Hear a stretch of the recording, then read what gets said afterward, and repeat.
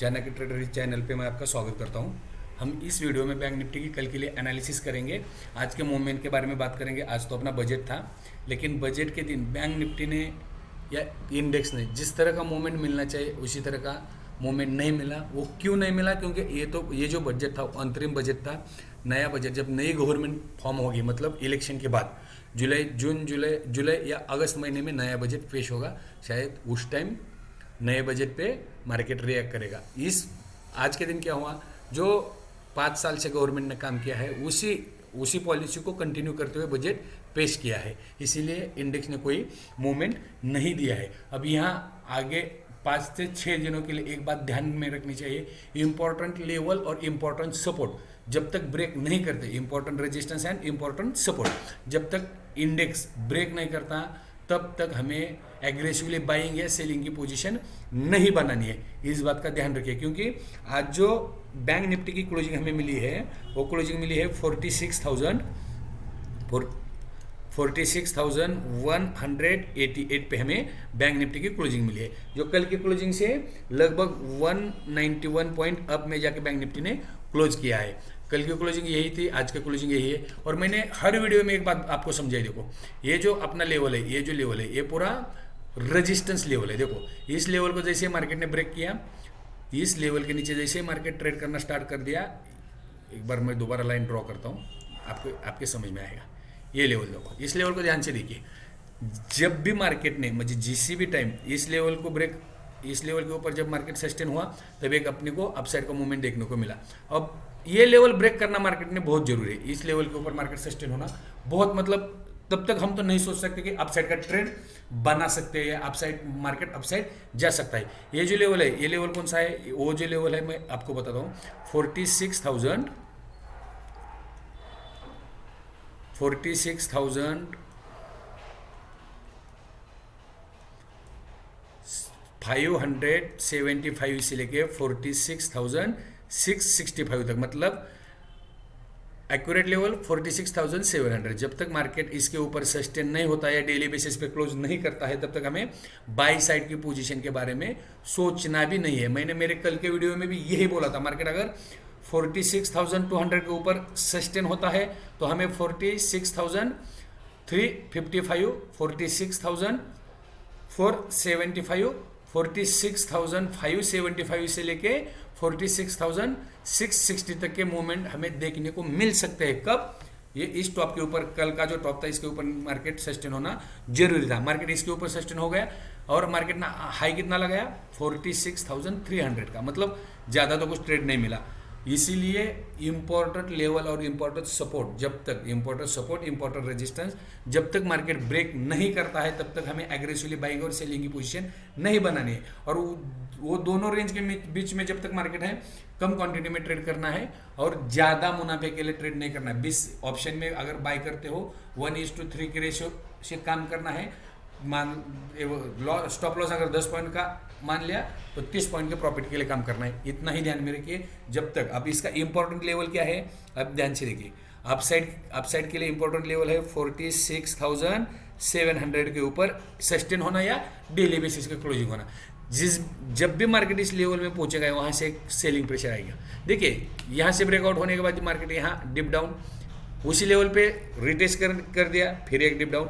अब ये उसी लेवल को रिटेस्ट करने जा रहा है।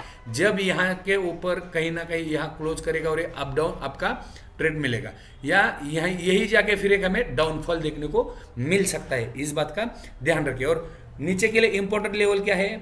45,700। अब देखो, इस लेवल के ऊपर सबके ए सेल कटेंगे। जिन लोगों ने यहाँ से बाई किया है,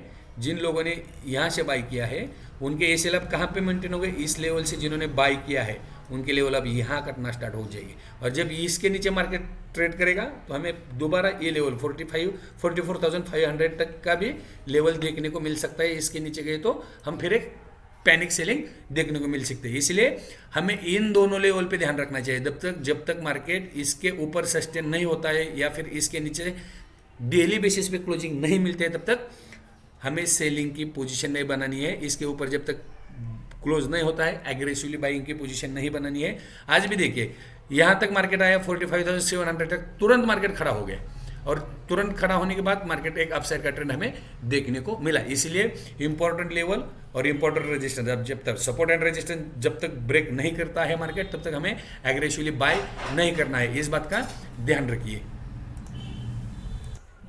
इस दो इंपॉर्टेंट लेवल पे ध्यान रखिए। एक बार मैं दोबारा आपको लेवल ड्रॉ करके देता हूँ और आपको बताता हूँ, मतलब आपके समझ में आएगा। अपसाइड के लिए 46,700, इसके ऊपर डेली बेसिस पे क्लोज होना जरूरी है, फिर 10 से 15 मिनट तक इसके ऊपर सस्टेन होना जरूरी है।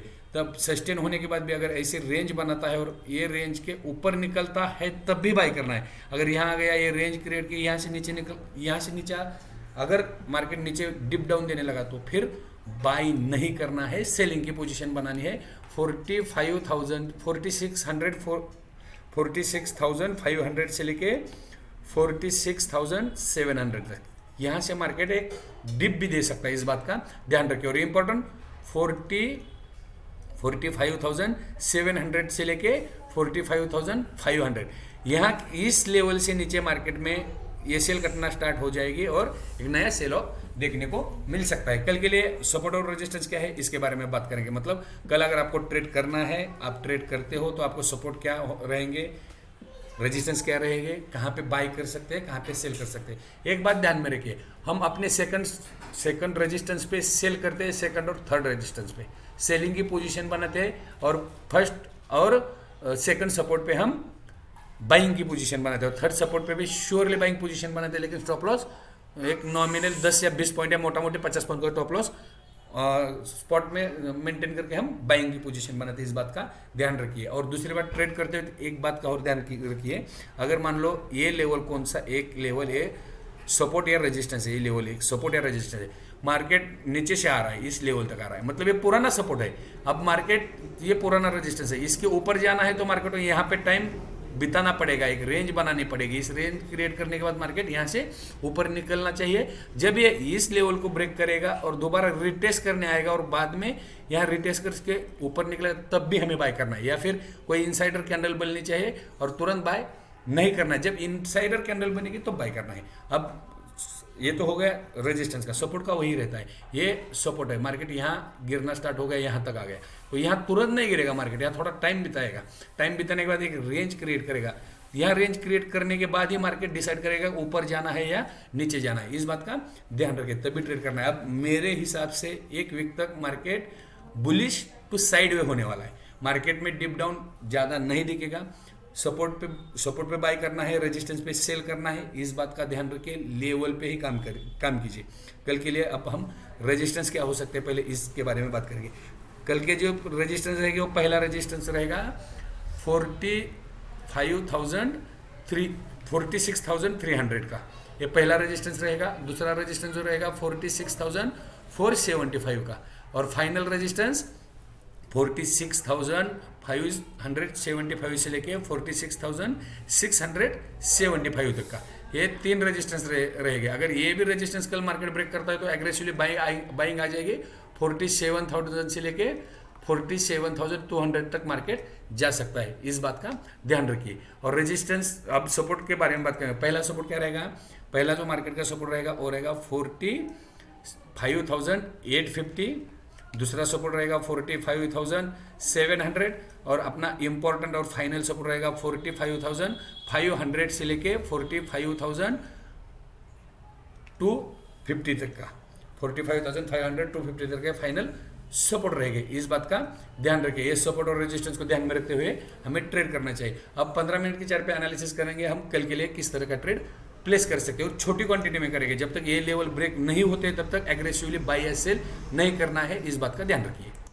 अब देखिए 5 मिनट के कैंडल पे हमें आज के दिन में क्या दिखाई दे रहा था, मार्केट गैप अप ओपन होती है, कल के टॉप के पास मार्केट रेजिस्टेंस फेस करती है। कल का जो टॉप था वो मार्केट ब्रेक नहीं कर पाती, मतलब 46,200 मैंने स्ट्रांगली रेजिस्टेंस बोला था, मैं और बोल रहा हूँ जहाँ जहाँ रेजिस्टेंस है वहाँ से एक बार मार्केट डिप देगा ही देगा। अगर यहाँ पे मार्केट टाइम बिताता, इस लेवल को ब्रेक नहीं करता, यहाँ पे टाइम बिताता और इनसाइडर कैंडल के बाद ये अपसाइड निकलता, हम श्योरली बाय कर सकते थे। लेकिन मार्केट ने क्या किया, एक डिप डाउन दे दिया। डिप डाउन देने के बाद ना आ गया इंपॉर्टेंट सपोर्ट पे मार्केट, इस इंपॉर्टेंट सपोर्ट को होल्ड करने के बाद तुरंत ही मार्केट ने अपसाइड का ट्रेड दे दिया। अब ऑप्शन में बाइंग करने के लिए आज तो हम कर नहीं सकते, क्योंकि ऑप्शन में प्रीमियम हाई थे, प्रीमियम की प्राइस ज़्यादा थे। अगर मान लो यहीं पे भी अगर बाई करते तो रिस्क बड़ी थी, क्योंकि यहाँ से नीचे हम अपना इंपॉर्टेंट सपोर्ट कौन सा था 45,250 का। अभी इस सपोर्ट पे बाय करना इजी नहीं होता, क्योंकि ना यहाँ पे ट्रेंड रिवर्सल कैंडल है, ना हैमर है, ना डोजी है, कुछ भी नहीं है, इसीलिए हम यहाँ पे बाय भी नहीं कर सकते। और रही बात रेजिस्टेंस ब्रेक करने की, मार्केट ने रेजिस्टेंस भी नहीं ब्रेक किया। 15 मिनट का चार्ट है, इस पर ध्यान से देखिए। मार्केट ने एक डिप डाउन के बाद एक अपसाइड, बाद में फ्रेक ट्रेड दे दिया। ये डाउनफॉल तो दिया था, लेकिन फ्रेक ट्रेड तुरंत मार्केट खड़ा हो गया, बाद में अपसाइड। मतलब मार्केट ने आज कुछ भी काम नहीं किया। और क्लोज कहाँ पे हुआ है? At a resistance point. मैं ध्यान से देखिए, रेजिस्टेंस पॉइंट पे मार्केट क्लोज होता है। मान लो कल मार्केट 200-300 पॉइंट अप होगा, हमें बाई कब करना है? 46,700 के ऊपर ट्रेड करना स्टार्ट करेगा तब बाई करना है। अगर मान लो गैप डाउन होता है, एक मान लो 400-500 पॉइंट भी गैप डाउन हो गया, कहाँ पे होगा? 45,600 से लेके 700 तक। हाँ, गैप अपर गैप डाउन क्या है? अगर गैप डाउन होता है तो ट्रेंड रिवर्सल के अंदर डोजी, हैमर, आईसी कैंडल बननी चाहिए, तब बाय करना है। और गैप अप होने के बाद inverted hammer, doji, trend reversal candle बनने के बाद ही सेल करना है। इस बात का ध्यान रखिए। आप अगर चैनल पर नए हो तो वीडियो को लाइक कीजिए, चैनल को सब्सक्राइब कीजिए, बेल नोटिफिकेशन को ऑन कीजिए। हर दिन मैं इंडेक्स की एनालिसिस करता हूं और कल किस तरह से ट्रेड कर सकते हैं इसके बारे में मैं मेरे लेवल चार्ट पे जो लेवल दिखाई देते हैं वो लेवल भी बताता हूं, और ट्रेंड क्या है। अब मेरे हिसाब से अगले आने वाले दिन इस एक्सपायरी तक, मतलब फ्राइडे से सैटरडे तक, एक वीक के लिए market bullish to sideways market हो सकता है। इस बात का ध्यान रखें। मिलते हैं नेक्स्ट वीडियो में। थैंक यू, धन्यवाद, जय हिंद।